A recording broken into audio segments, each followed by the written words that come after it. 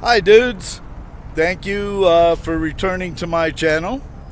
Please like if you do and subscribe if you aren't. And Dude Neil will thank you appreciatively for that. Oh, also, Happy Lunar New Year. It's the year of the snake, I'm told.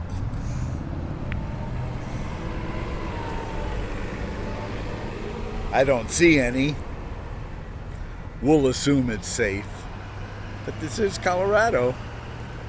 There are rattlers. So, I've brought you here to the All Souls Unitarian Universalist Church. And this is their meditative courtyard. As you can see, it's got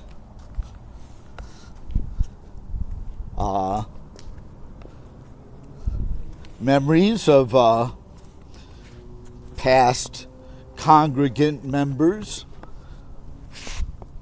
Blue Moon and Pink Cadillac. You gotta love a place that has those two on one brick, right? And then it's got this plaque in memory of Reverend Hurley B. Begun. Seriously, her name was Begun, or his name, I don't know. 1803 to 1963. He was the minister here from 1925 to 1960. So, salute to him, eh?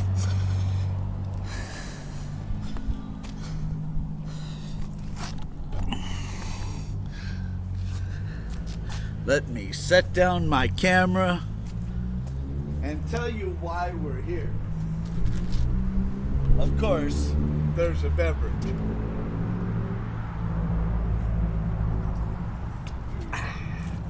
Very refreshing. We're here because Dude Neil has fellowshipped with the Unitarian Universalists for over 40 years, and I genuinely like many of them. This is my current gang here at All Souls.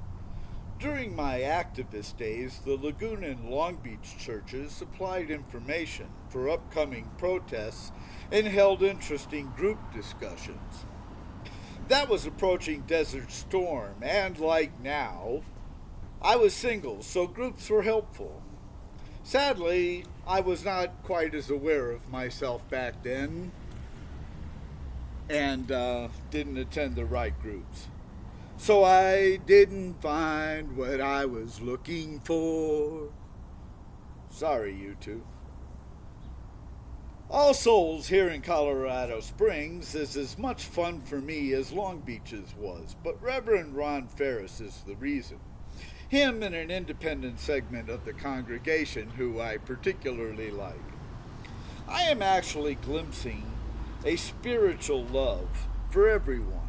And that's the real topic of this rumination. My pronouns, thy, thou, are merely dude-splained within it. I think I'll put that down and stay a while. I have come to realize that spiritual love is not achieved as personal love is. Since a person's emotions are ego, personal love is subjective. All kinds of ego protection affects how deeply that love is then felt or practiced. It may not die, but the butthurt of disappointment can damage it, and often does. Those without siblings do not know this as well as those of us who had siblings. But the Smothers Brothers, see the link below, down in the basement. The Smothers Brothers were being honest. I had two full brothers and one half brother, Dan. He was 12 years older than me. He married a Mormon who became my sister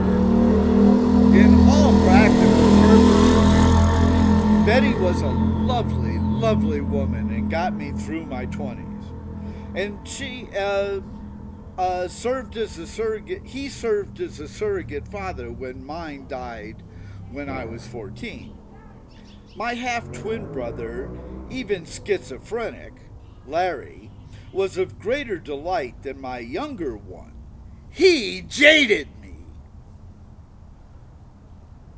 My observations are that mothers think personal and spiritual love are the same. I imagine that few believe their personal love is conditional. Mine probably didn't. I can hear her saying, "Oh, Neil," right now. But even if the emotion is unconditional, the treatment of each child is not. Spiritual love comes from a different place and treats everyone equally. Fathers of generations prior to Generation Z's were likely more inclined to feel this spiritual love, oddly enough, if they felt anything at all. That's because it oddly requires a detachment.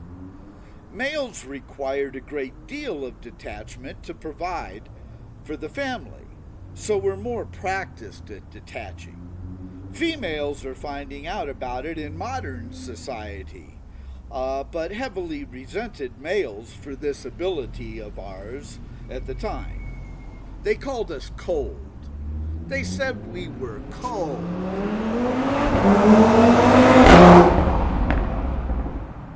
We were reckless. I don't know about cold. So males ruminated, often while drinking, to understand this thing called life, as Prince put it.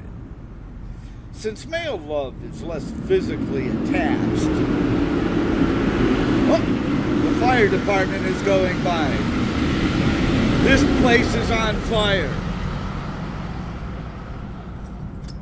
This video is on fire.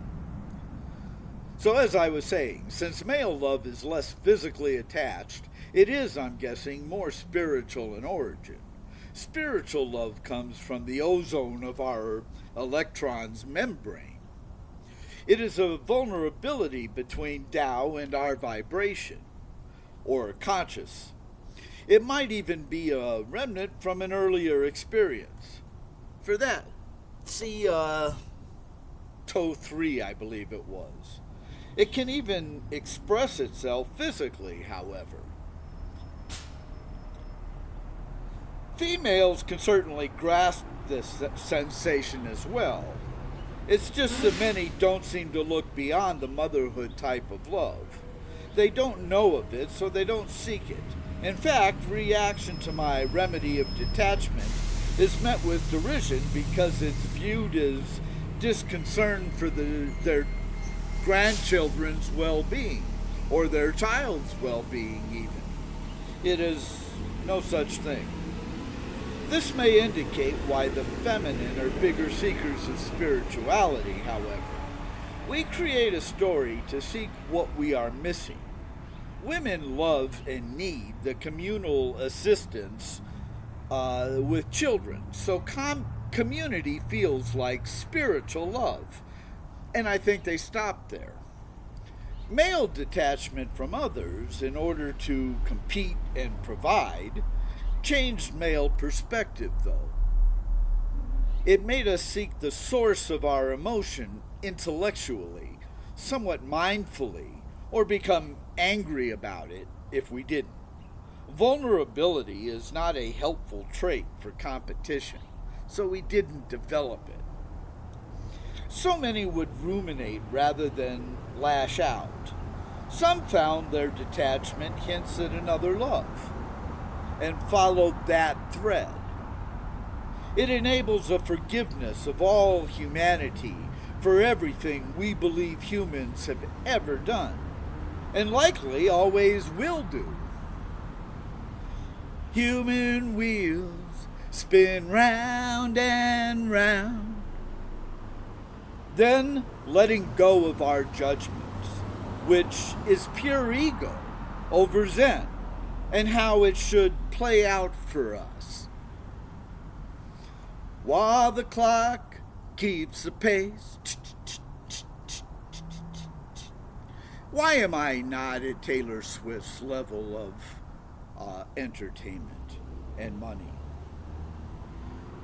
It seems both love streets require a degree of pain to find.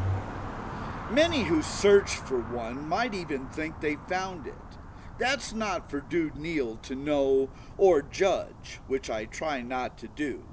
But respect, joy, and kindness are indications of it. Judgment and negativity are not. If those are what you feel, then spiritual love is not what you found, I think.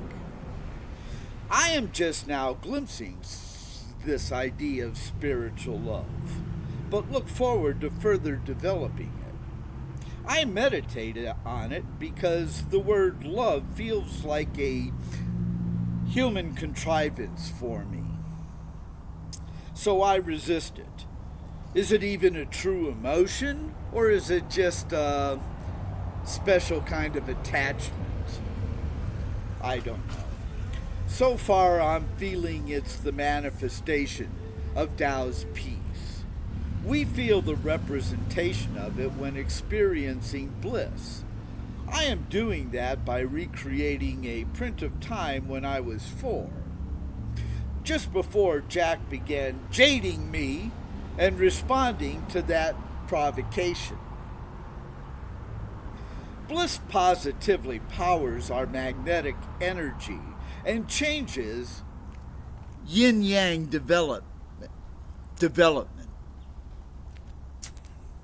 Which brings Dude Neil to my pronouns.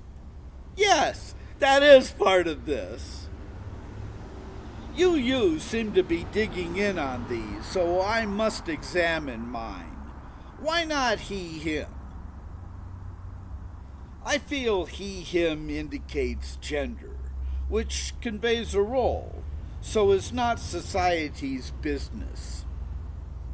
An older white he, him is easier to stamp an assumption on than one who doesn't identify as he, him. Does that mean I identify as she, her? No. In fact, I don't. It does lead me to question the value of gender, however.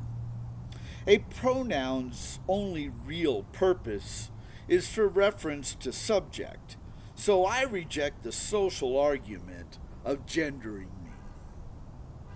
Understand that I and you are beings of infinite light.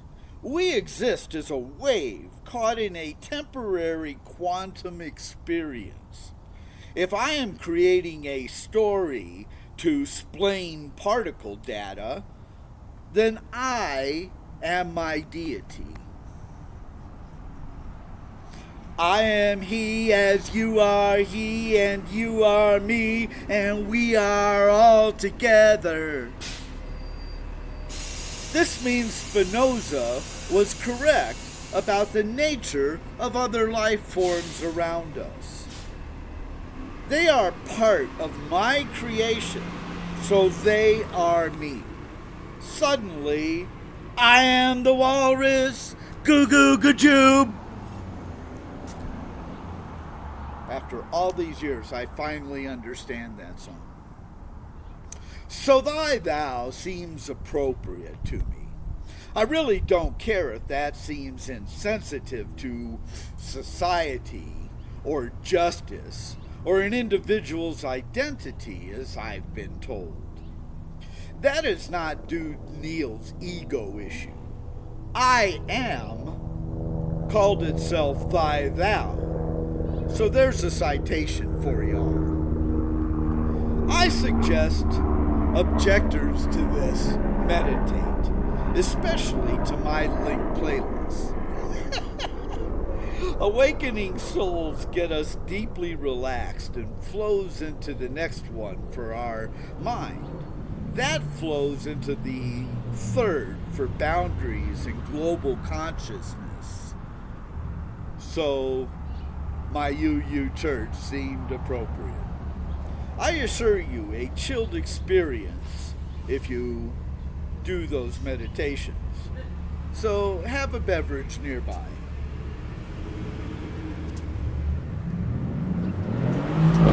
And take her easy.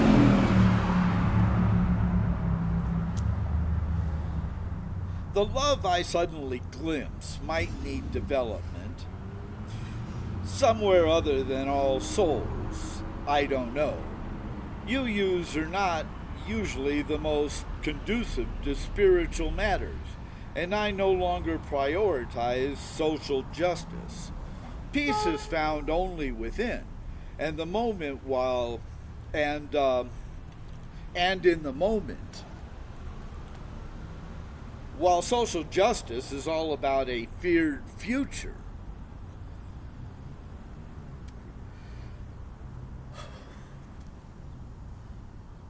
My niece Lena gave this to me. Her husband, actually, Josh. I love it. Anyway, peace is found only within, I've discovered, and in the moment, while social justice is all about a feared future. It is an attempt to control that future for the supposed sake of new generations. And how can you fault that? This is said to be love. I do not subscribe to that point of view. In fact, I consider it hogwash. We do it for our egotistic need to control something we have no control over.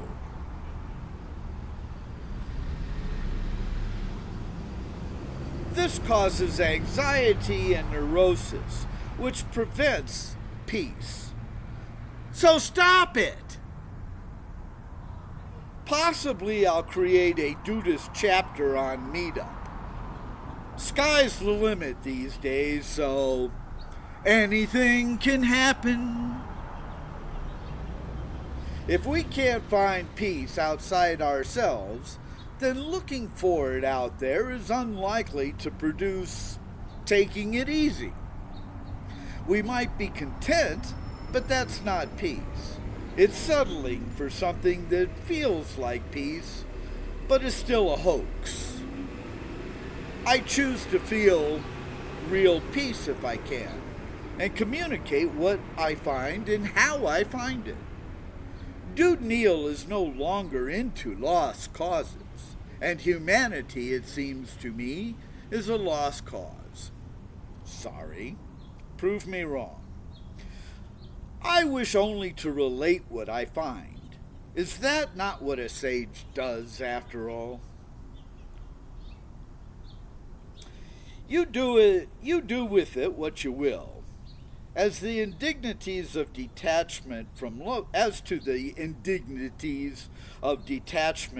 loved ones, I can only chuckle.